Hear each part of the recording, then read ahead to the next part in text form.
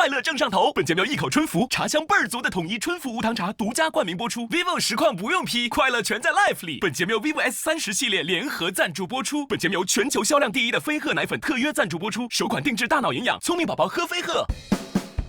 就算是个路人甲，咸鱼也要翻身的。浪花飘飘飘飘飘飘飘飘飘，谁不是个路人甲？谁又有资格评价？任他叭叭叭叭叭叭叭啦啦。努力奋斗，闪亮登场。吨吨吨，快乐正上头！感谢一口春福茶香倍儿足的统一春福无糖茶独家冠名播出。vivo 实况不用 P， 快乐全在 Life 里。感谢 vivo S30系列联合赞助播出。感谢全球销量第1的飞鹤奶粉特约赞助播出。首款定制大脑营养，聪明宝宝喝飞鹤，想咋地就咋地，去哪儿都能叫滴滴。感谢陪你去往每一种生活的滴滴出行赞助播出。有问题找夸克 AI 帮忙多欢乐。感谢2亿人的 AI 全能助手夸克赞助播出。拉开乐宝放开玩 ，Why not？ 感谢年轻潮流有态度的乐宝啤酒行业赞助播出。加入爱奇艺 VIP 会员，每周5、周6、12点，会员抢先看单口喜剧的硬核对决。上微博搜索喜剧之王单口季，一起喜笑一下。这个赛段叫做不服单挑赛，每个小队都将派出1位演员1v1，分数高的直接晋级。高端的厨艺往往只需要采用最肮脏的食材，你知道吗？我特别喜欢吃黄焖鸡里边那个蘑菇，我现在才知道那是别人的。打了足足2分多钟啊，他们都快打不动了。我那个同学被打的都快不动了，而我雷打不动。领导是跟我谈话呢，我说有8小时了，我的胸罩下班了，解脱了。我爸打小就跟我说，草房和猪圈将来都是我哥哥的。我说爸，这你可得看好了啊，哥哥容易塌房啊。这种感觉怎么说呢？就相当于你在一个山东的饭桌上，听主陪大聊女性主义。这我都懂，孔子、孟子、上野千鹤子。恭喜成功晋级，下一场。平均实力比较弱，只是有1、2个比较突出的而已。一般般，还可以，不好笑。哪个不踩？你说对不对？他们想赢，我们就让他们输。我掉。你们那段子我都听了，也就一般。希望你们撑住吧，等着吧。第2赛段的名字叫不服单挑赛，6个小组要分成3组进行小组之间的 PK 赛。来，黑灯公布一下你们要挑战的队伍是谁？那个，哎，在哪儿？对啊，不是那真的组吗？嘻嘻哈哈嘛。啊，对。平均实力比较弱，只是有1、2个比较突出的而已。哪个不踩？你说对不对？我感觉他们有点太嚣张了，真的。灭门。杀心就起了，我说别管了，干吧。哦，好，好看，好看。第2组的对阵也就成型了。那我们有请上位区的嘻嘻哈哈队，上一轮排名第1的，也是我们上一赛段总分第1名的嘻哈。嘻哈也是复活金牌的拥有者之一。谢谢。看有没有人选嘻哈吧。今年的最强的应该就是嘻哈。我其实，在看到付航和嘻哈在表演的时候，我脑子里就是2个字：天才。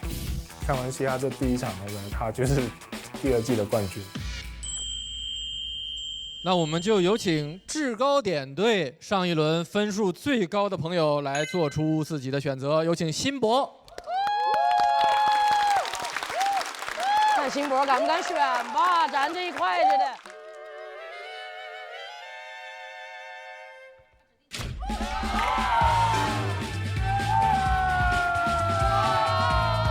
哎呀，这一块，我就爱跟帅哥打。我想的方法很简单，就是我们那天大家都说了很多狠话，只有我的被放到那个片儿里了。他说我的 report 比他多。嘻哈呢，因为今天线下就冒头出来的新人里边，他的小红书以后比我多，我嫉妒。我小红书出水泡都惹到你了，我天哪！我当时以出梗的目的就给了这几个东西。现场的时候，感觉大家看我的时候，就像看一个傻子一样。我得找个地缝钻进去。但我说局面已成，情都已经烘托到这儿了，我再不挑战，那我就可能不行了，我就必须得挑战一下。我觉得这是最强的2个新人的一个对决，而且他们俩的风格完全也不一样。我觉得辛博和嘻哈都像是那种决赛的人。嘻哈本身就好了，M 段子也好，强对决。那我们就有请嘻嘻哈哈队上一轮的第2名王悦。王悦身上也有一块复活金牌。你们想好啊？早就想好了。接下来的选择就交给制高点队上一轮分数第2名的文枪。选我不？哇！那我们就有请第3名的真勇。你的面前就是2个选择，是把选择权交给对手，还是选择迎战门枪？好，真勇还是假勇？我去吧，你就交给他们玩吧。加油！气势上就输了他。那我们有请制高点队上一轮排名第3，也是他们队复活金牌的拥有者。我们有请陈明飞。我能先问一下陈树哥吗？啊，我从内心其实从第1轮就特别想跟陈树哥打。哇！啊，我填一个空的会是陈树吗？他现在是在邀约你。这么想打我呀，弟弟？来吧，弟弟！感谢成全。约架，点名。这应该是陈明飞人生第1次约架吧？太真诚了。我觉得明飞刚刚就是说出自己的想法，但是我觉得也不给你们压力啊。给了。哥，你也可以不选。没事。我们欢迎嘻嘻哈哈队林简七。对吧？啊，老七。那这2个组的第2轮对阵就出炉了，门枪将对阵林简七。林简七，谁是全场唯一真帅哥？想看林简七和门枪，帅哥打架谁不爱看？没有位置了。那我要是选空格的话，就只剩下陈树、史岩姐、戴维。陈树肯定是得跟陈明飞绑在一块儿的。然后剩史岩姐跟戴维，感觉谁跟门枪 PK 都不太合适吧。我们有请制高点队下一位要做出选择的黑灯。王悦吗？王悦，你贴真勇。黑灯应该不贴我。我看一下。有王悦吗？OK。行，真是开了眼了。这也是一个老朋友的对决啊！哎呀，我没有想到我去年还是个新人，我今年直接对战总决赛选手，我真的也有点就是，我还是没有那么的有完全足够的底气，说是轮我都能够去跟很头部的演员 PK。那您自己再去选择对手的时候有什么考虑？他们看上去吓人，其实没有，唬人啊，一只老虎都是。我试试看吧，挑一个硬的试试看。那我们就有请下一位。一场安静的对决了。Nora， 好，陈树，来吧。哇，成全了，命运的选择，姓陈的就是要打姓陈的。讲得舒服一点。好。随着戴维的选择，我们这组3人对阵也成型了。那么2组对决都已经确定了，期待2组的朋友精彩的表现，加油！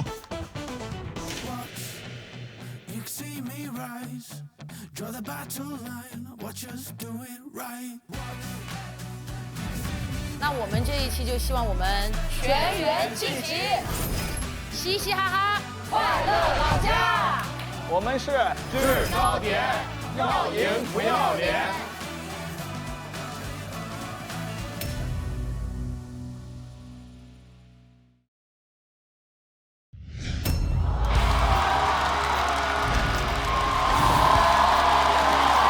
掌声有请气氛组组长侯佩岑。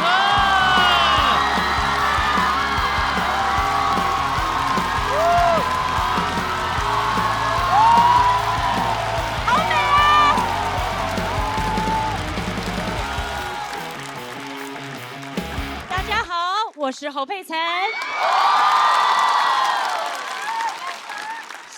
谢谢节目组邀请我，这个节目从第1季我就看了，超喜欢傅航的，他给了我很多的自信。去年侯哥火了，今年换侯姐了。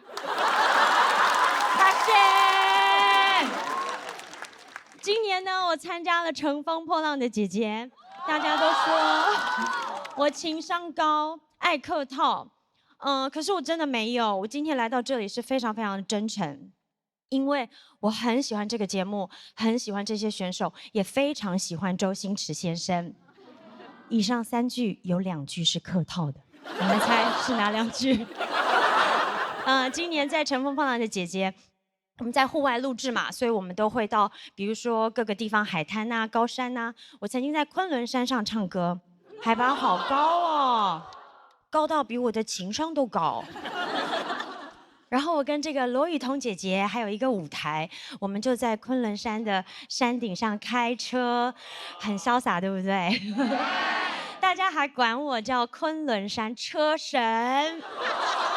但是为了画面好看，让我要保持匀速20迈，20迈哎，那个陡坡溜车都不止20迈。但导演跟我讲，他想要拍出一种末路狂花的感觉。我想说什么狂花开20迈啊？感觉这种狂花就是在末路上会等红绿灯，这也太礼貌了吧？不愧是我侯佩岑。参加这些节目真的给我收获很多，尤其是姐姐们给了我很多的温暖，我们互相托举，也有很多的力量。像我的好姐妹管乐，她不仅托举了我，她也在拉票的环节把我抡了起来。女性的确是非常有力量，特别是上肢力量。像我长这么大，我也是第一次在宿舍里面过集体的生活。那宿舍的生活非常开心，跟姐妹们一聊就会聊到很晚。为了不耽误第2天的这个排练，我们都有给自己约法3章：1、12点以后不要聊天；2、1点之后不要聊天；3、3点了最多聊到4点。你看吧，中年人真的较少。参加节目之前，我其实有很多的顾虑。好在我家里人对我很支持，我的2个孩子也会看我的节目，就学着节目里面的姐姐叫我姐姐。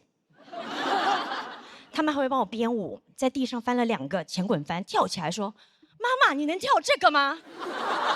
我一直很难拒绝别人，但好在孩子不是别人。我跟他们说，这个妈妈的确是做不来，女性可以托举，但尽量不要翻滚。40加的妈妈有再出发的勇气，但是40加的妈妈也有一些腰肌劳损。随着年龄的增长，身体的机能会下降，但是我们不要轻易否定自己的可能性。我录这个节目真的很开心，而且我还获得到一个幽默大师的称号。这个称号我就真的受之有愧了，因为在我的心里，幽默大师的门槛很高的，比如说郭德纲老师、周星驰老师，还有马东先生。这里面有2位是真正的幽默大师，你们猜谁不是？你好，郭麒麟，听说你认识郭德纲老师，对不对？还凑合啊！可不可以麻烦你把刚刚那件事情告诉他，让他可以安慰一下马东？对，你告诉他，他不是。最后，今天作为气氛组，也请各位选手相信我的礼貌。我不仅可以没苦硬吃，我也可以没梗硬笑。我都47岁了，还可以乘风破浪，大家也别怂。希望今天大家都可以有很好的发挥，突破自己。发挥的不好也没有关系，因为我们一定要坚持下去，相信自己，你们一定都可以活到47岁的。加油！感谢大家，我是祝福大家长命百岁的侯姐侯佩岑。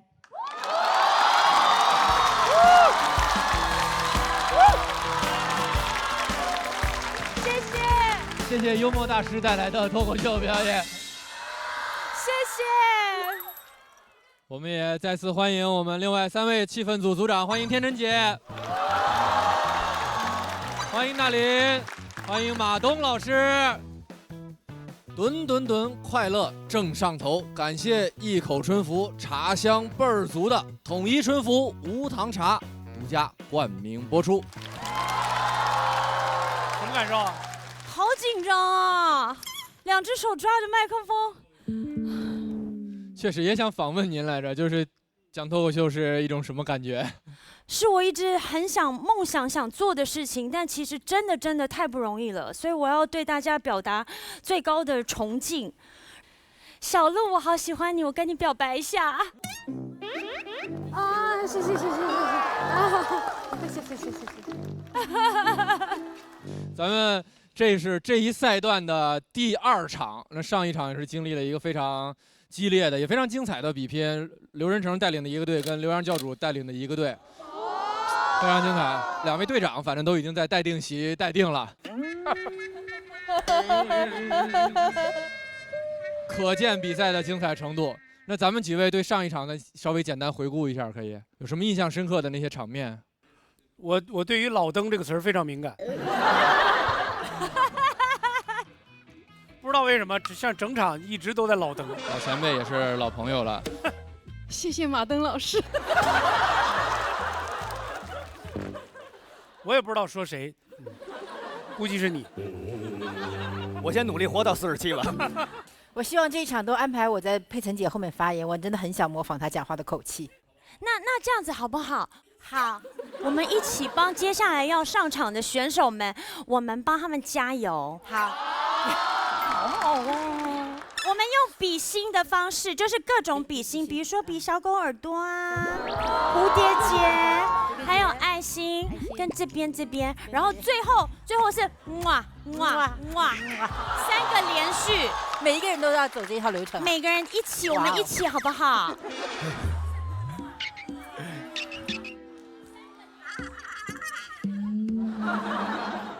这儿的观众，你准备塑料袋啊，万一吐出来。小猫来，小猫。马东老师。小猫。对，小猫，然后小狗。哇哦。那个富航、小鹿还有庞博，你们不要忘记要一起哦。我幸亏咱不在那儿，幸亏咱不在。会给你们一个节奏，就是噔噔噔噔噔噔噔。有，好忙啊！噔噔噔噔噔噔噔，然后最后是这样 ，OK？最后这3下，看你们扛得住扛不住。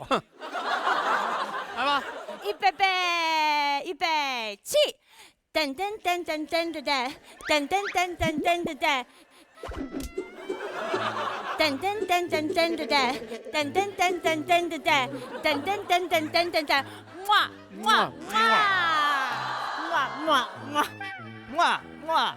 哎呀，好吗？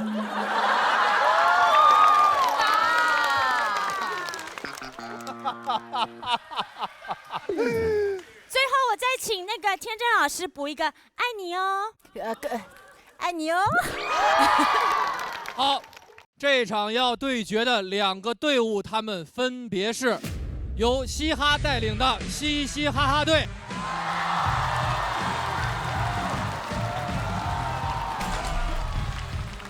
和黑灯带领的制高点队。掌声有请各位！很棒啊！有你们非常熟悉的面孔，也有今年第1次来到喜剧之王单口季舞台上的新朋友。2支队伍也各自给自己准备了一个口号，是不是？谁先来？来吧，嘻嘻哈哈，呵呵呵，还不狠吗？都。那我们来喽，制高点，把你们打回地平线。好狠！好，我们请各位演员先到演员区就坐，请就坐。加油，加油！这场也很有意思啊，咱们外形最像 rapper 的朋友终于遇到了名字里有嘻哈的人。我们另外4支小队这场不参与比赛的朋友也会在第2现场，在观战间跟我们一起看这场比赛。同时也有大家的很熟悉的老朋友，欢迎国仔，欢迎严老师。Hello， 连上了吗？哎，大家好，大家好，俺们会在这个间儿跟大家一起观看比赛，然后为选手们加油。严老板，这个。大家好，我是国仔的爷爷，是不是？又长辈分了，对，什么头？刚说是还是我父亲呢？我父亲说的特别慈祥，在这个镜头里看像我父亲，像吗？还行，还行，还行。我们今天这场要上场的13位朋友，我们都为他们加油，好不好？马上要开始的就是今天对决的第1组朋友，我们看看是谁率先出场。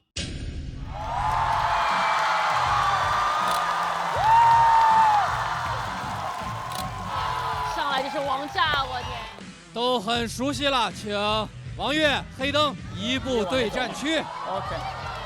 都是去年就在的老朋友了，一位这个喜剧盲僧啊，一位颇具感染力的王悦。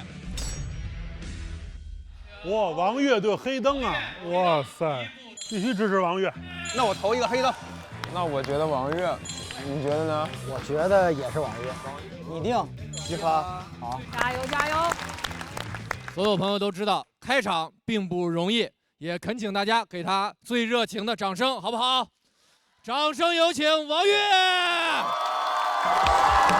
加油加油加油！好，我觉得我跟黑灯之间也必有一战，真的，因为都是想往前面走的选手嘛，早晚都会在这个舞台上相见的。就给黑灯说一句，我已经不是去年的王悦了。你还是去年的黑灯。你觉得说的对不吗？我觉得，你要这么没有信心的话，我也能理解。你都没理解我的话，有信心，因为在我心里他就是去年的黑灯。我说这个段子这么好笑，能不能打富航？写疯了，已经完全疯了，因为又是新写的稿子，然后这个稿子的创作时间比较短，前几天连着每天晚上写到早上6点，就有的时候自己打个标点符号开始狂笑，我觉得我已经有点神了已经。汽车人启动了，我不能再改了，太好笑了。再改下去要当大王了。搞错了，再来。之前你让我真的是打黑灯，我心里肯定是怵的。然后我现在感觉，我觉得我面对的不光是黑灯，我觉得我是面对着高水准的演员，包括和去年的自己的一个对比。希望我能好好的拿下这场比赛。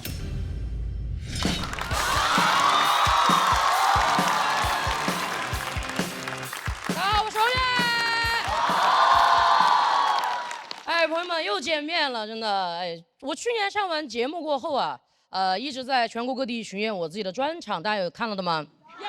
看了，没有看的不好意思，收官了哈。其实现在就是演的越多啊，我这个越容易暴露自己没有文化，真的，我是一个中专生，很多时候呢多多少少有点自卑啊。去年专场演了有30多个城市，现在专场演完过后有一个环节，大家应该知道是吐钱环节。就是先写上观众的名字，后面写一句祝福。这个环节我在全国各地演的都很顺利，直到我来到了上海。我搞不懂哈，你们上海怎么每个人都有个英文名？我英语真的很差，写都写不来，真的。因为吐钱环节啊，站在那儿，简单的什么 Amy、Lily， 我还可以猜一下。但你要是跟我说 Amy， 哎，我真的迷离，我云里雾里，你知道吧？有一次，个观众跟我说，他说我叫索菲亚，当时我的笔尖杵在那个纸上，杵了半天，我写了个 so。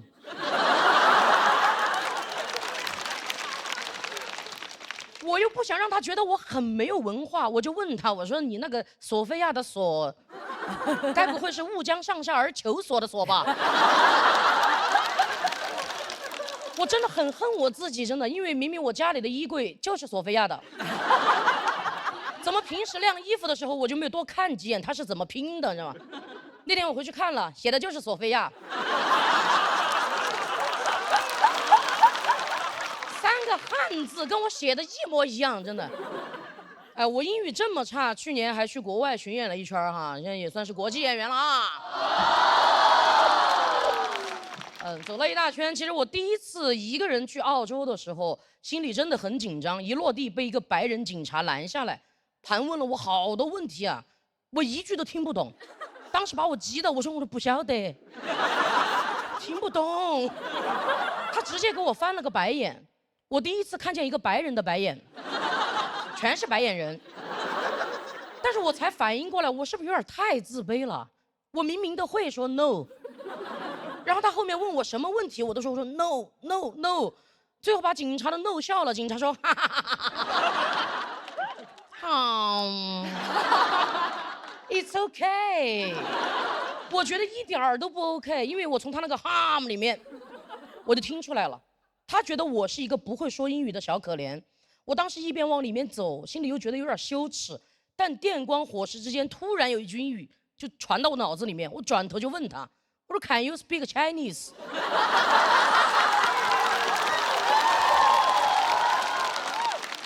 他说 No。我说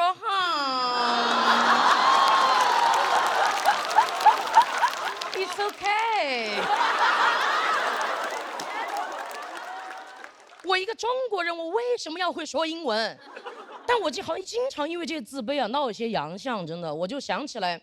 我人生当中的第一份工作，那是我第一次出洋相的时候，16岁，当时正在准备中专毕业要实习了，我毕业于成都汽车职业技术学校的学前教育专业。朋友每次听了都问我，你是教的是汽车人吗？是。所以你们也很容易想到，我毕业过后很难找工作，我当时就决定自己给自己找一个中专对口的工作，我就去了5星级酒店里面端盘子。那天到了后厨啊，很快就领到了人生当中第一套工作服，是一件白衬衫。我当时打开看，我觉得自己都要当上白领了。我一看衬衫 S 号的，真的白领了。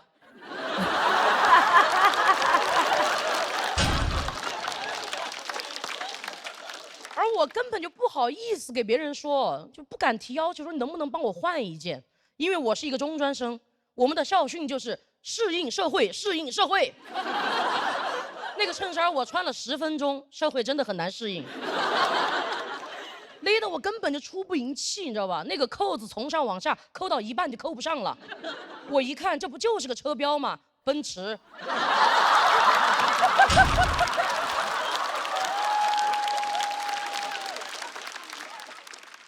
后来我费了9牛2虎之力，终于把那件衬衫穿上了。我一照镜子，妈呀，米其林！主管就开始训话，当时现场有60、70个人，我站在第1排。主管说：“来来来，大家都看我啊！”就在那个时候，我突然打了一个巨大的喷嚏，大家一下就都看我了。这个喷嚏有多大啊？我当时打完，直接把我打到第2排了。与此同时，我肚脐眼上了一颗扣子，像上了膛的子弹一样，啪的一声就崩出去了。哇，那一瞬间世界都安静了，只有我的肚脐眼在说：“哦，天亮了吗？”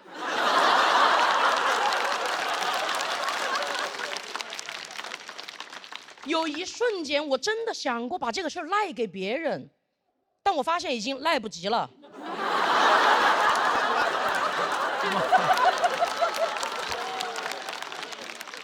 主管捡着那个扣子，径直朝我走过来，他说：“这是你的扣子吗？”我说：“这是我的肚脐眼的盖子。”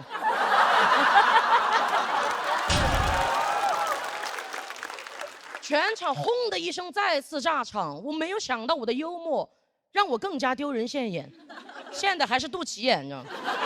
朋友们，16岁的我也曾是少女。那天是我第1天在这个社会上登台亮相，我当时简直衣衫不整又整不了衣衫的，你知道吗？那一刻我在捧腹，别人在大笑。那个主管跑过来问我说：“你那么一大堆大号的，你为什么不管别人要一件？”我说：“我不敢。”他说：“扣子都敢崩，你有什么不敢说的？赶紧去洗衣房里面拿一个3到5个叉吧。”我还是很难受嘛，一路我边哭边跑，还有捂着亮在外面的肚脐眼，在楼层里面穿梭，我就是，我真的很像一个赶着去被杖毙的宫女一样。进电梯我还要喊一声帮我按一下，谢谢。对面的人根本就没有犹豫，直接一巴掌按在了我的肚脐眼上。就他这个理解能力啊，我就知道他应该是我的同学。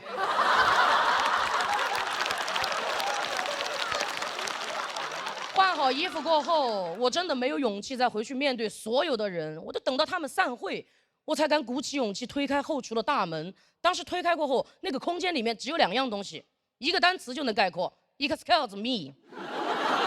后来那个导演跟我说这是2个单词，我就说了我英语不好啊。但其实那颗扣子我一直留到现在了。后面呢，我也干了大大小小10几份工作，然后也出过一些不少的洋相。但每一次在敏感、羞耻、尴尬、自卑找不到解法的时候，我都会把这颗扣子拿出来安慰一下自己，给自己说一声好 ，It's okay。谢谢大家，荣誉。谢谢王悦的表演。投票倒计时，3、2、1，请锁票。再次谢谢王悦。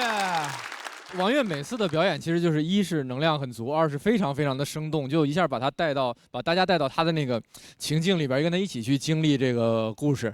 天真姐，哎，你要在佩岑姐后边说是吧？嗯呐。那我们先问大林，要不？没错，真特别好。因为今年王悦的这个，我也不敢说是进步啊，就是跟去年完全判若两人。今年你的表现特别有大将风范，谢谢。然后刚才我看陆姐跟我乐那点一样，就是你们校训是适应社会，真缺德呀！非常好。我觉得王悦就特别喜庆啊，是吧？而且非常压台，啊，就是不适合压轴或者特别压场，反正挺好。哎。第一个出来确实会紧张是吧？对，有点紧张，但还好。其实我上来感觉大家就是很接纳我，就放松很多了。其实，王悦，你觉没觉得好多演员都有那种，就是一场特别好，另外一场就很难接，然后一旦荡到谷底了，突然又会有一个特别好的一个作品，都有这种起伏吗？其实我自己就是这样子的，因为有的时候，感觉面对一个话题题材，想讲的东西很多，但是怕自己又处理不好。然后有的时候就是我这篇稿子可能在开放麦上试的次数也比较少一点点，就是一场好一场不好。但是我觉得我能表达自己想讲的东西，讲给自己16岁的王悦听，我觉得就已经很好了，真的。好，我想跟你说，还有跟16岁的王悦说 ，You're awesome。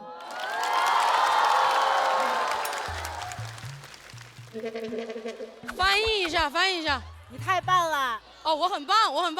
谢谢 ，You're awesome。学吧，天真姐。王悦，你好棒，加油！我觉得你很棒 ，You are great。Great 我听得懂，听懂了。谢谢。去年我觉得你那个就是像打散弹枪一样。会有很多精彩的一个子弹冒出去的漂亮的烟花，但是今年你就是可以排兵布阵了，把你的人生故事和你的文字，排列组合在一起，所以我觉得是既有强大的能量的呈现，然后又有那种点状的冲击到人的部分。谢谢，你真的非常好，因为你的人生故事其实会跟很多人不太一样嘛，从去年你讲到的那些诈骗呀、什么相亲啊之类的，包括他跟他的长辈共处的一些经历，都留下了非常多深刻的印象。然后今年的从上一篇到这一篇，所以我觉得王悦你的脱口秀是特别的女性成长史，就是一个女孩可能在人生过程中会遇到的很多故事，可能都被你遇到了，然后但是你都用你自己的方式去经历了他们。我在想，16岁的你那一天肯定是很尴尬。跟不知所措的，但是你留下那颗扣子，那颗扣子就是你面对尴尬的时候重新站出来面对人生的那个勇气，所以也是今天可以让你站上舞台的那颗扣子。谢谢。谢谢。而且确实开场之前也不想给王悦太大压力，王悦也是我们复活金牌的持有者之一。上一场是打败了刘洋，是吧？对，这块金牌是从教主手里硬生生啃下来的。哎呀，我就怕提这个。哎呀，老提。付航从去年开始，其实就一直特欣赏、特喜欢王悦，对吧？王悦台上台下一样可爱，个人魅力太强了，永远对你表达喜爱。最后嘱咐你一件小事儿啊，以后出国不用担心英语不好了，无论国内外，滴滴都能用中文打车，陪你去往每一种生活。想咋地就咋地，滴滴出行这个是真的 OK。好的 ，It's OK 啊。谢谢王悦给我们带来这么精彩的开场表演，也是获得了气氛组的满票，谢谢你。先不公布票数，对决之后统一揭晓，请你先返回对战区等待。我希望大家能从我的故事里面走出来，然后进入黑灯的世界，好吧？谢谢大家。闭眼，全体闭眼，来，这组闭眼。谢谢你。那下一位演员也不用过多介绍了，掌声有请黑灯。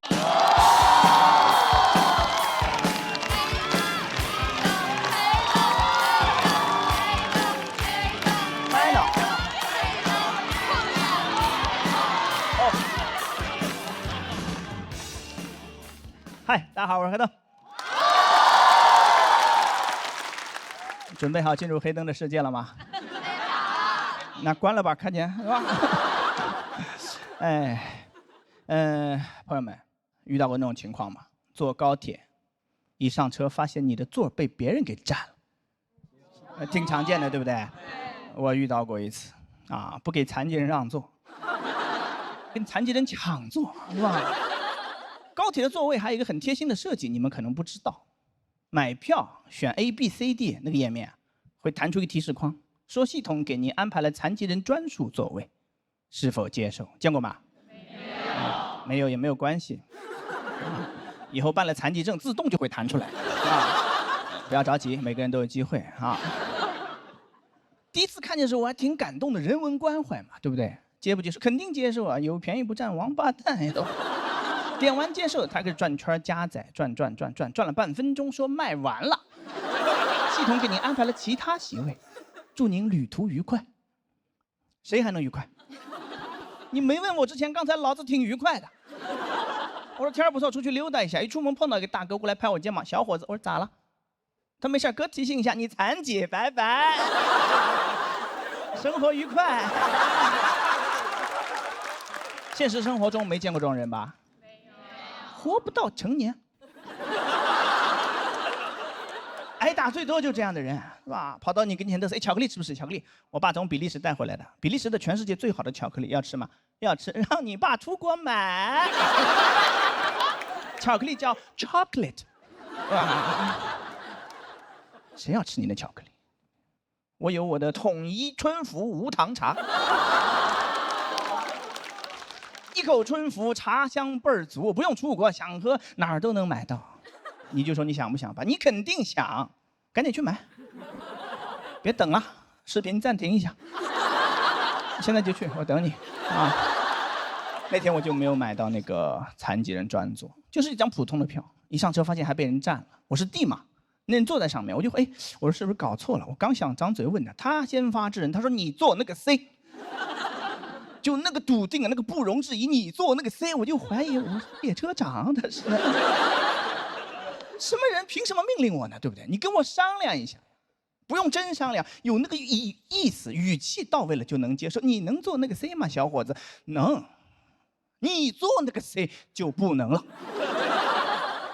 但这都是事后复盘。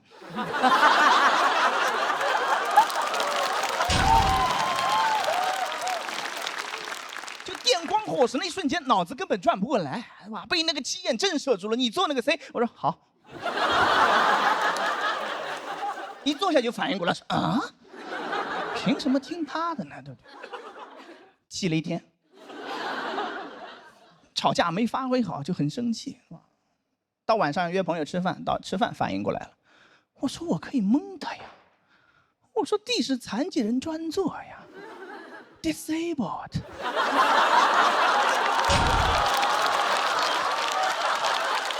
他就应该坐在地上呀。哦，下次再遇到这种，我就跟他掰头，我说你自己滚到 C 上面去，我就要坐我的地。地是残疾人缩写，上过初中的人都了解。难不成你是个玩说唱的老铁？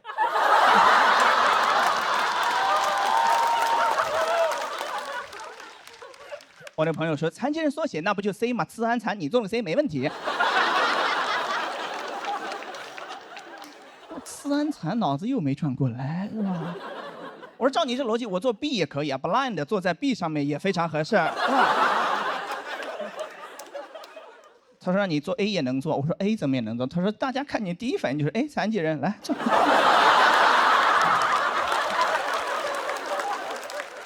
后来真的买到过残疾人专属席位，就是16节车厢，有大概2节里面有无障碍厕所，在那节车厢的第一排。那个地方确实宽敞，第一排你发现没有？也很好找，就是大家放行李的地方。哎。一个坐轮椅的，对不对？非常期待今天残疾人专座，咔咔咔一进来一看，什么意思？跟箱子挤一挤啊，让残疾人看行李。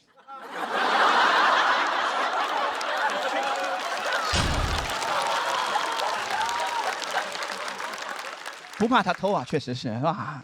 他偷了他拿不走啊。其实真正的原因是什么呢？因为第一排是离车门最近的，能理解吗？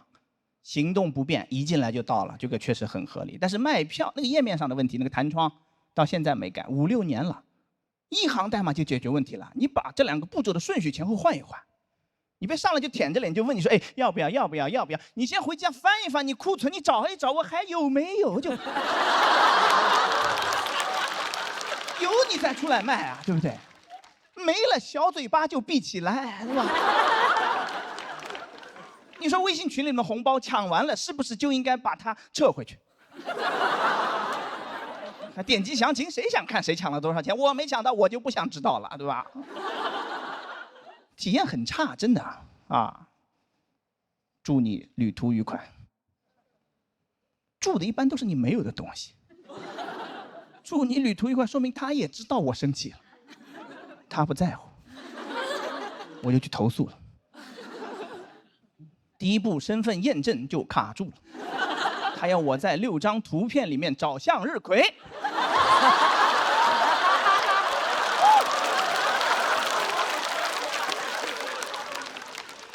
没有办法了，是吧？事儿很小，但是，哎，确实体验很差。我确实没什么办法，我就讲个段子，就当笑话这么一讲，你们就听，对不对？但是产品经理。你不要就当个笑话听啊！你走走心好不好？你当个事儿办，对，能不能改？能，肯定能改。你现在就去改，别看了，视频暂停一会儿。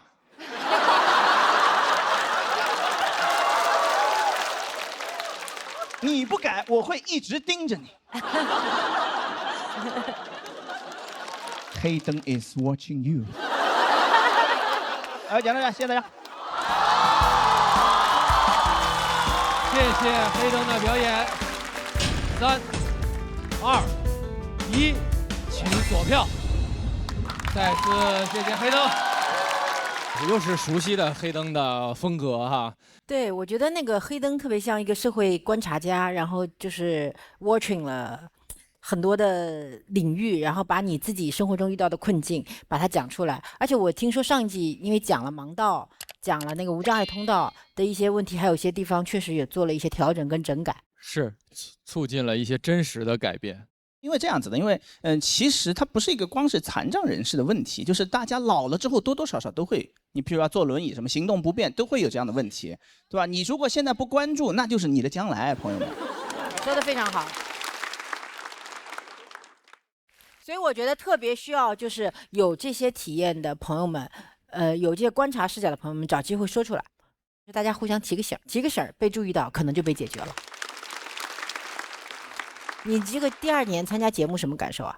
就是害怕，第1场分度巨高，我们在后面看得瑟瑟发抖啊，所以还是忐忑，就新人都太厉害了感觉。但我觉得你的持续创作能力还是很强的，你不要那个呀，要有信心。对，我知道。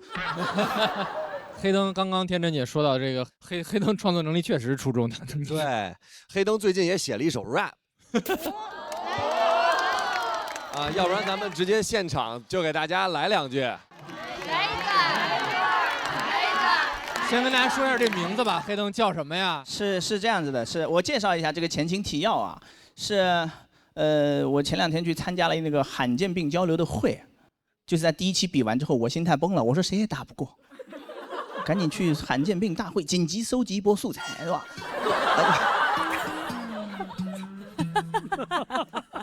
然后我就问他们，然后他们就有好几个坐轮椅的朋友跟我讲了那种受到了一些限制，本来是 OK 的，突然来了一个，我听了就很生气嘛。我说行，这个第2轮就写这个，然后稿子没写出来，然后就改吧，写了首歌就变成就是讲轮椅的一个事儿啊，就不能唱完整了，可能唱几句副歌的地方可能吧。来 DJ 抓个 B， 来抓个 B 啊！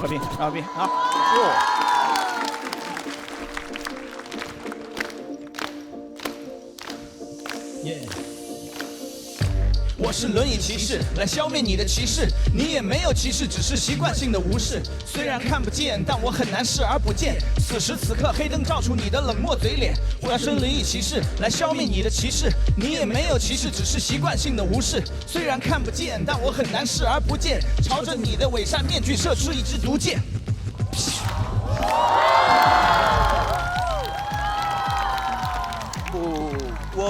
bro， 谢谢，非常感谢，但没有达到我的标准，不好意思，我听听你的阿卡贝拉。你真是个 rapper。对，不是那个，本来就是我的行头，这就是。有人给黑灯捐款吗？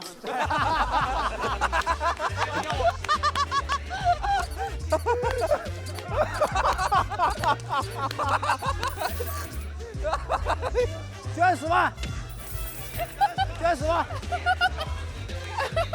我们组只有节目。黑灯，我觉得你超帅的哎。虽然你叫黑灯，但是你是我们大家的明灯，爱你哦。哇，行业也有明灯了，哎呀。我觉得黑灯交流感特别好。就是你看他，其实不管他在作品里还是在作品外，他能跟台下的所有观众们就随时的就能够建立联系。我觉得这是一个台上的演员特别难得的一个素质，因为他们可以眼神交流。我只能跟他们聊天那种，就大概这样抓住他们的那个。但是说明你很敏锐啊。哎，除了你自己这个就最熟悉的这个题材之外，其他题材你还有感兴趣的吗？其他题材也有一些吧，但是这个很扎心的一点就是，我去年一整季讲了7篇稿子嘛，有6篇就是关于这个残障相关的，然后有1篇是讲那个西藏旅游的那篇，结果最后传播度最广的就反而是那一篇，所以我就觉得这个事儿其实很难感同身受。他能感受的就是他平时遇到那些东西，这个东西你其他讲的再多也好，但他不会有那么大的感受。对，所以只能坚持讲下去，就靠数量堆出来。我觉得是，对吧？一直讲。但我觉得你刚才那歌的时候还挺那什么的，尤其那些歌词啊，那种哎，那个可能传播起来会。就反而就特别容易。对，是觉得那个就是，有的话就是我们这个可能得掰开了揉碎了讲，歌词可能能稍微含蓄一点，能传播的广一些。虽然我那个也不太含蓄。我提醒一下，刚刚在黑灯表演的时候没有舍得暂停视频的，在看视频的朋友们，现在可以暂停啊，立刻马上去买统一春福无糖茶，一口春福，茶香倍儿足。哎，这句也得往心里去啊。焙茶、绿茶任你选择，黑灯和我都在 watching。非常精彩的表演，也是获得了气氛组的满票。那我们也把王悦请回舞台中央。我再说一句话，王悦来。下一轮能不能把这个杆粉刷一下？我2次都没找到他。我们也注意到了，争取帮你解决这个问题，一定要。你先站到圈里去。圈在哪？哦 ，OK， 好。谢谢王悦，刚才特别可爱。黑灯在段子里讲那 disabled blind 的王悦说什么呢 ？disabled， 什么意思啊？特别可爱。Sorry， 一上来就是非常精彩的对决，看看最后的结果吧，请看大屏幕。我觉得王悦今年进步很大，让他把这个事情，其实是相当于是每个人大家听了都会很心疼他的一个故事。我觉得他处理的这么好笑，我觉得他这是相当厉害的技巧了。这个稿子非常的扎实，然后又是观察，然后又是结合自身的一个状态去评判这个现实主义的这个题材，然后我就感觉非常的精彩。他们2个比完，我觉得还挺5分的。谁输赢完全都不重要，因为他们都太精彩了，而且不分伯仲。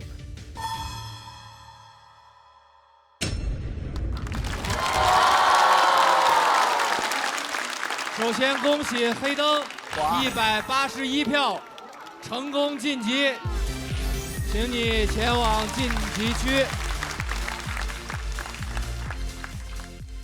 王悦179票，也是非常出色的成绩。哎呀，但按照规则要暂时前往待定区，有什么要和大家说的？我也没有什么太多想说的，因为这一季其实来的时候呢就很开心，因为我好朋友嘻哈跟我一块儿来了嘛。然后上一轮我们表现都挺好的，然后这一轮的稿子呢，其实也是了了我自己的一个心愿，其实，然后也感受到大家的喜欢。哎，妹妹，179绝对走不了。哦，走不了啊。走不了，走不了，妹妹绝对走不了。哦，我还有金牌的嘛，不说了。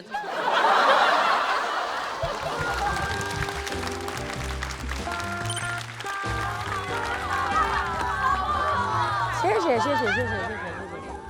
没事，你不要忘词啊，一会儿。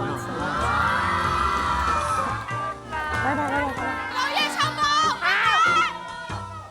好。第一次看到这屋什么样吧？我真服了。这是你亲手帮我送来的屋子。黑灯。因为马上就是第2组对决了，我们看一看接下来要上场的是哪2位朋友。请2位移步对战区，加油！加油！一位是大家很熟悉的老朋友 Nora， 一位是真勇，第一次来到喜剧之王单口季的舞台，但是2位在线下都深受观众的喜爱，我们加油，好不好？首先要上场的这位，他是来自哈尼族的边疆少年，虽然是新人，但上一次也是为自己赢得了很多掌声，我们欢迎真勇。真勇是小众语言的单口演员，普通话不太好的哈尼族少年。骑比员写的啥子有啊有，好像是了爱了，根本写到我手心了呀！被骗过去了，我骑个摩托车就回来了。他在我们这一组的口音都被他带偏了，我跟你讲。我先说了。我先说。陈述那批狗子啊，以前在线下的时候也有提过。神奇怪。真勇是晒黑了吗？真勇不是晒黑了，真勇是没有打粉底。今天是这样，我们在天台拍了一天外景，他的汗水把他的粉底全部都弄没了，然后他又喝嘛，他又吸光了。不要模仿我了，好不好？我肯定对我的段子有信心，但是对面的选手也挺强的，我希望我全力以赴。我觉得真勇这篇好189，不好就回大山里。找他的大锅底。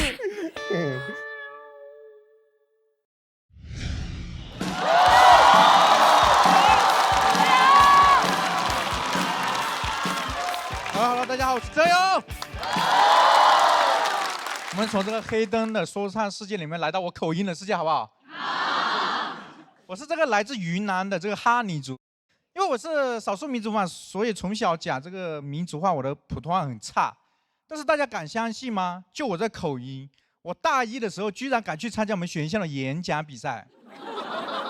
我我当时去到后台，前面的演员讲的太好了，普通话太标准了。我当时在后台上想了呀，我今天唯一能赢的一种方式是，让评委把我认成外国留学生。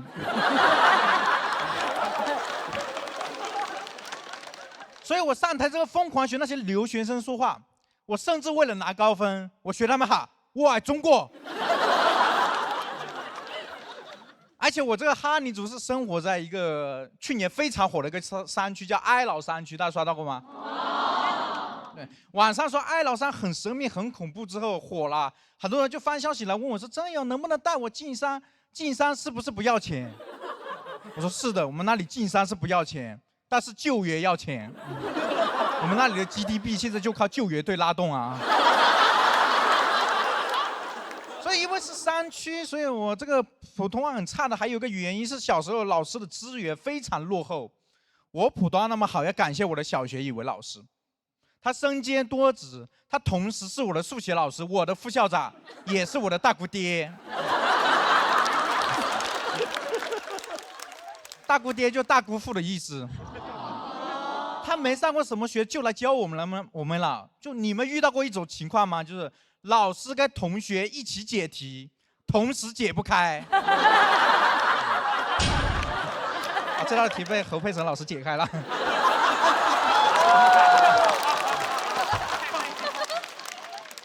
我都怀疑他不是来教书的呀，他是来跟我们一起复习啊，因为他也想考初中呀，我感觉。但是他比你们的小学语文老师伟大多了，因为他的确做到了，把毕生所学都教给了我们啊。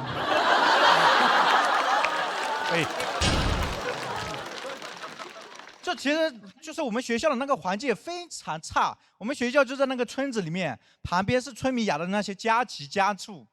小时候大家也做过那个鸡兔同笼的题，我们都不用算，我们直接出去数。但我数了很久，告诉大家一个正确答案。鸡和兔真的很难同笼啊！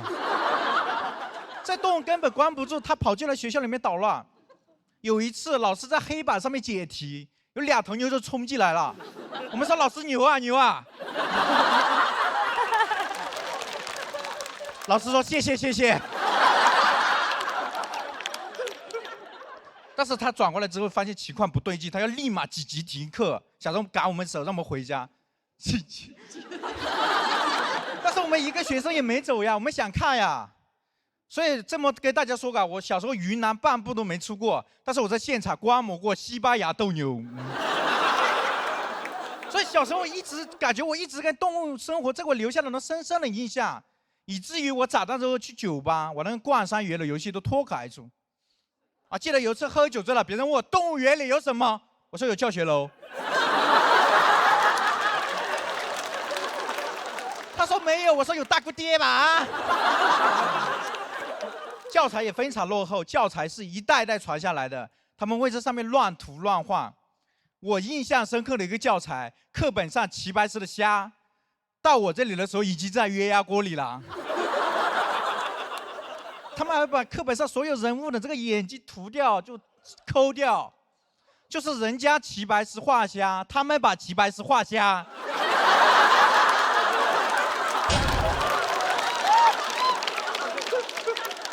后来终于情况好点了，终于有个师范生来教我们编家了。但是师范生的这个师范老师的生活更艰辛，他要去跋山涉水，去县城运输一些物资回来给我们。就比如那个方便面，小时候在我们那里很稀缺，方便面，在我们那里很稀缺，它甚至都不是一种主食，而是一道菜，很美味的菜啊。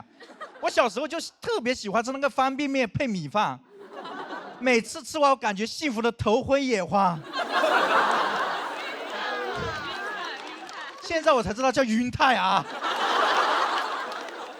有次也很绅士，老师给我们带来了4种不同口味的方便面，那也是我人生中第一次吃4菜1汤，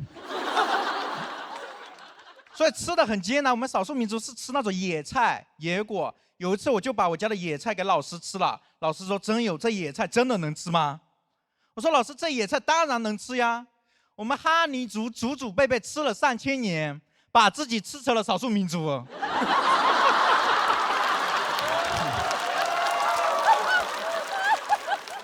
但是我们现在边疆条件好起来了啊，赶上了时潮，还喝上了新上市的统一春服备场，采用珊瑚工艺啊。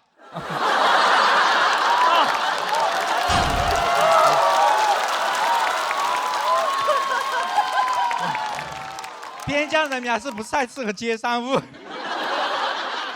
好好做喜剧吧。但是对于当时的老师还有个特别难的点是洗澡，我们都是在河边洗，但是他不好意思跟我们洗，他就要跑去深山里面洗。每次他跋山涉水去，跋山涉水回来，相当于白洗啊。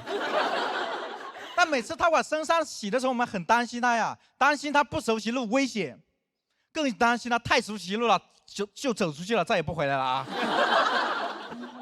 所以很多人不理解，这么条件艰苦下，有的老师坚持了半个学期，有的老师坚持了1个学期就走了，这个老师坚持了3、4年。后来我们才知道，他跟学校签了5年的劳动合同。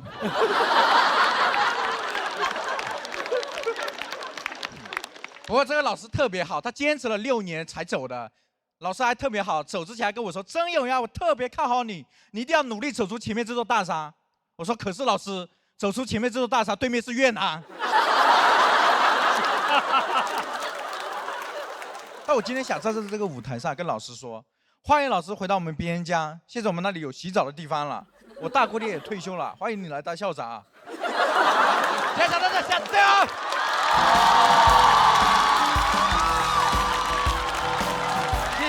谢谢真勇的表演。喜欢刚刚真勇表演的朋友，千万不要忘记为他投票。3、2、1，请锁票。蛮紧张的哈，很紧张，很紧张。边疆人没见过什么世面啊。但是效果很好。其实他这个声色反而让他的这个喜剧效果上来了，是不是？马老师啧称赞。我特别喜欢，因为就是。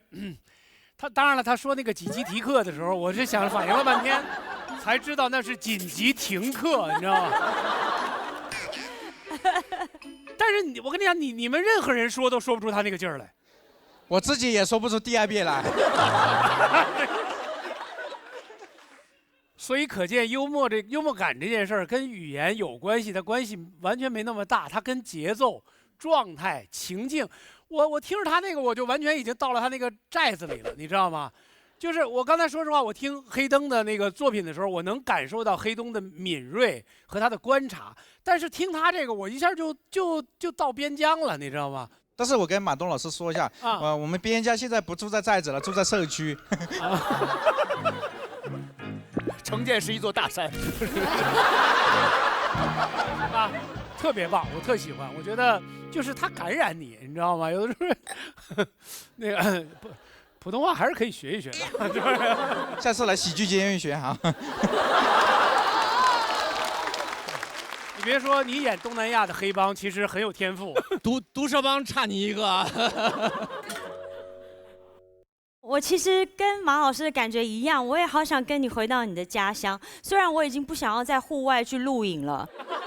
但真的觉得很佩服你，就是一路从边疆穿越了大山，然后走上了这个舞台，所以你在我心目中就是披荆斩棘的弟弟。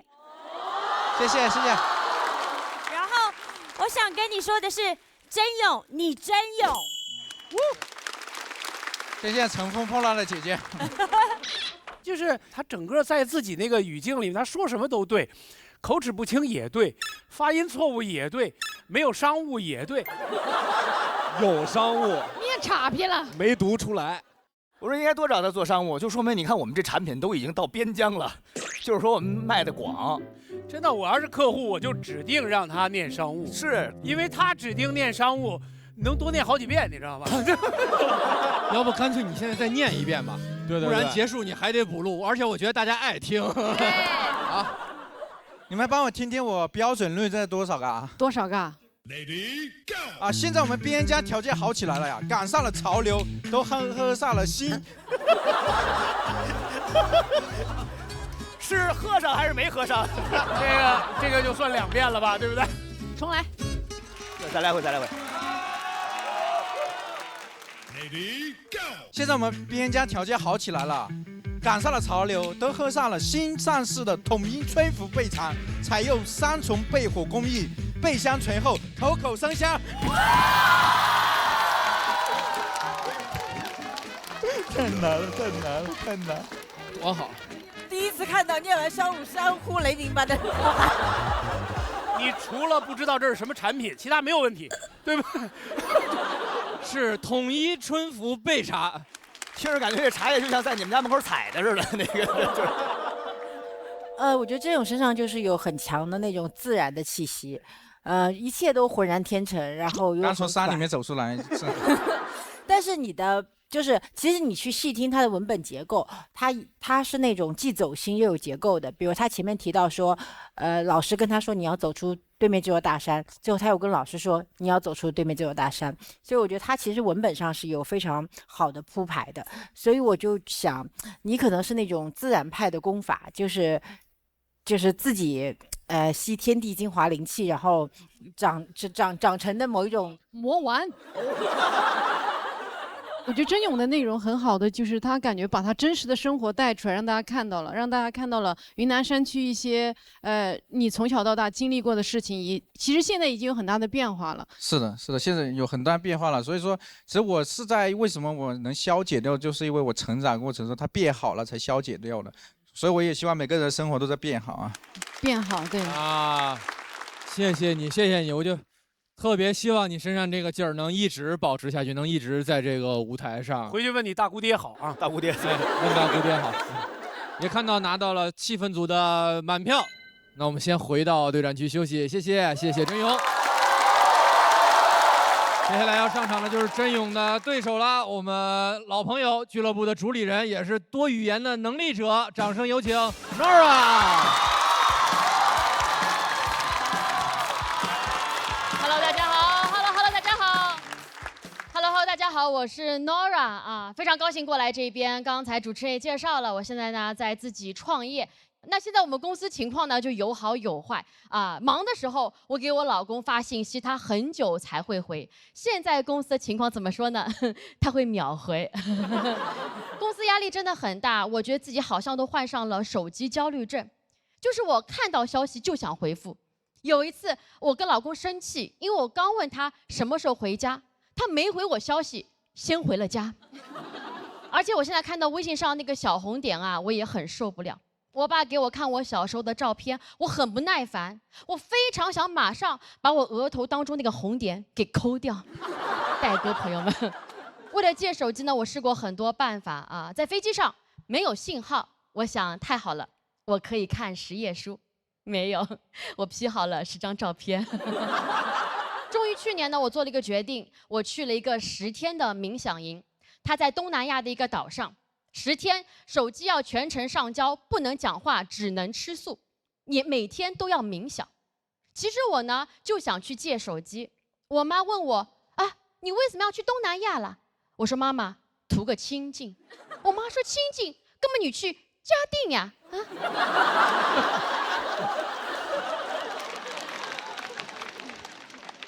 我说妈妈，冥想就要去个大家都不认识的地方。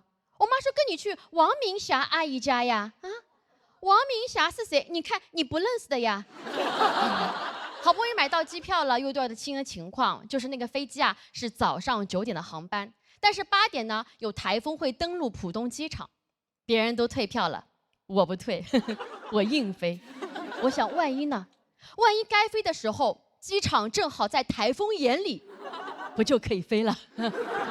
我老公知道我要去机场啊，说了一句预言我未来的话，他说：“老婆，你真勇。”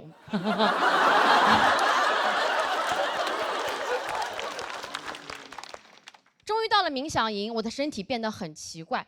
工作人员让我交手机，我的手往前伸，人在往后退。我没想到这手机啊有后坐力。那一刻，我甚至感觉我交出去的不是手机，是我的肺。因为我都快不能呼吸了，工作人员很同情地看着我，点点头。我走到角落，叹了口气，掏出另外一部手机。谁没有2个肺呢？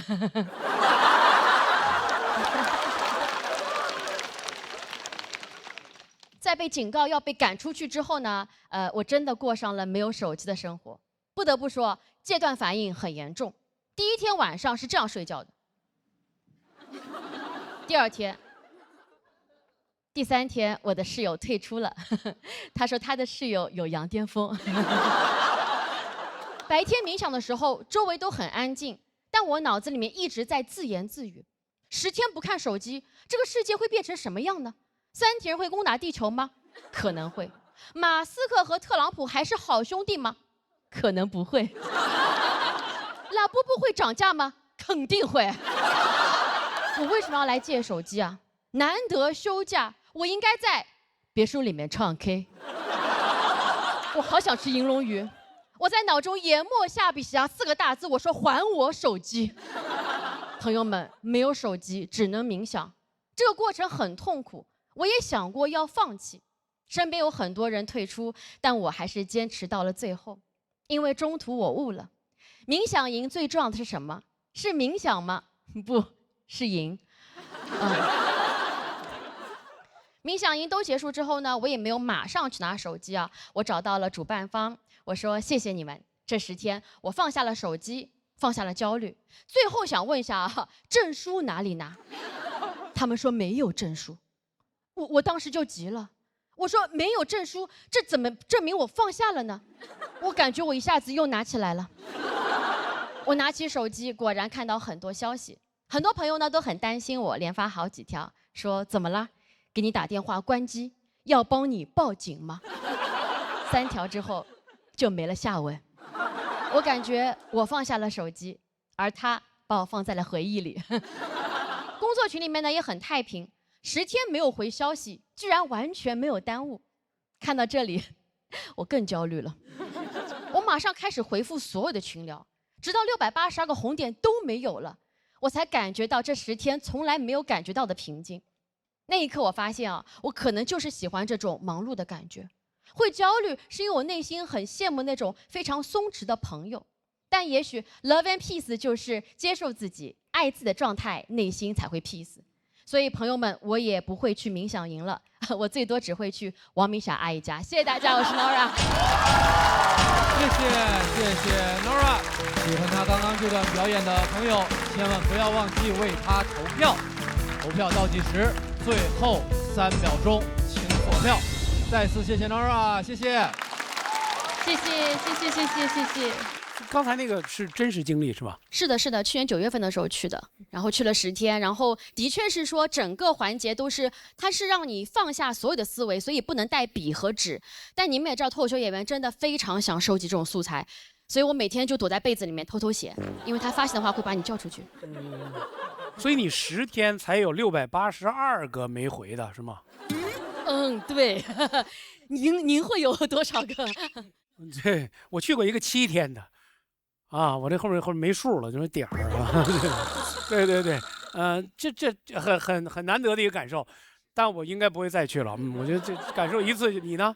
对，去的时候其实我还没讲，那个地方还是免费的。朋友们，去年9月份的时候，你告诉你妈，你要去东南亚一个10天免费男女分开关交手机的地方，我妈都觉得我疯了。所以就是，但这真去了，的确我觉得还是个很特别的经历啊。在这边完全做不到手机完全不看10天这样子。棒，挺好的。我跟 Nora 有一样的经验，就我参加过一个，就是类似于冥想营，要交手机，我带了3部，交了2部。可以表演一个这个小才艺哈。就是我没有办法，我在那一刻意识到我没有办法失去跟世界联系的权利。就如果我自己安静下来，我 OK， 但是我想联系的时候，我不能联系的时候，我不行。就是我，所以我对他讲的东西是有感觉的。那你现在还是会一直玩手机吗？就是因为手机上一直会有工作消息，我觉得创业之后就没办法，就没有下班时间，然后周末演出，然后周1到周5的话就做一些俱乐部工作的事情。哦，所以参加冥想营也没用。我自己放下手机的方法是因为我现在年纪越来越大了，我现在有老花眼，所以手机看不清楚，半夜想玩的时候还要起来找眼镜，所以没关系，你到了中年你慢慢就会放下它了，因为你也看不太清楚。对，48花一花嘛，48当天下午就花，我跟你讲。估计王明霞阿姨不怎么爱看手机。对，我其实就刚才您提了一嘴这王明霞，我其实对她特别感兴趣。你认识？我不认识啊，我不认识，大姑爹我也不认识。就是我很喜欢这故事当中突然出现的第3个人，他是特别喜欢这种特别葛的那种。对。我想问问 Nora， 你自己就你是个这么想赢的人，那你来这个节目会被想赢这个事情放大你的焦虑吗？我就是告诉自己说，人可能活在世上也不会只有一个目标，对吧？我现在来也是希望能够多宣传多语种脱口秀这么一个文化，所以今天我来呢，不但是表演，也是来宣传和推广。谢谢大家，可以看看这边的哈 Spicy Comedy 啊，欢迎大家来看一下我们的英文、上海话、粤语的各种语言的脱口秀，感谢大家。是的，那个 Nora 也是拿到了气氛组的3票，我们把真勇也请回舞台中央。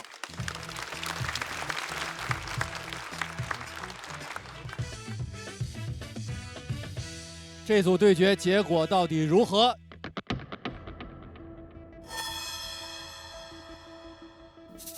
请看大屏幕。恭喜真勇177票成功晋级，请前往晋级区。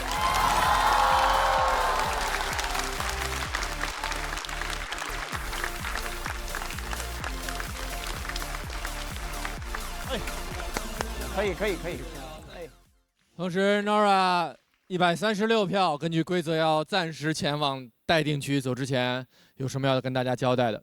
对，就是其实一直会讲，其实我的演出里面，可能英文的演出会占到50%以上，然后还有30%是上海话的演出，然后我也希望能够把更多的语言带到不同的城市。然后我们 Spicy Comedy 呢，现在也会去不同的城市演出，然后会有巡演，然后也希望大家可以多多支持我们，谢谢大家，谢谢。谢谢，希望大家都有时间、有精力的情况下去线下看看这些不同的朋友带来不同风格的演出。加油 ，Nora！ 去找王源休息一下。拜。走到这一步，其实已经比我想的要走得更远一些，也认识了更多的朋友，也获得了更多短期内写段子这么一个非常宝贵的以及可遇不可求的一个经验。那我还是希望回到我线下那么多可以跟观众做更多连接的剧场也好，或者是演出也好，或者是很多不同的活动形式也好，真正把喜剧扎根到剧场，带给更多观众。背还是不背呢？背不错，试试统一春福备茶。备茶？对呀，备过的茶就是香。1倍降苦，背稿没痛苦。2倍提香，爆梗句句香。3倍口口声香，春福心服口服。一口春福，茶香倍儿足。一口春福，茶香倍儿足。啊，去哪里啊？去比赛啊。带上春福备茶行不行啊？为什么？因为有备无患啊！一口春福，茶香倍儿足，还是无糖哦。对决继续，我们接下来要迎来的这轮 PK， 也就是非常残酷的这轮1对1的 PK。他们3个人中也只有1位能直接拿到晋级席位，其他2位都会前往待定区，是压力也是挑战。我们看看这组对决是哪3位朋友。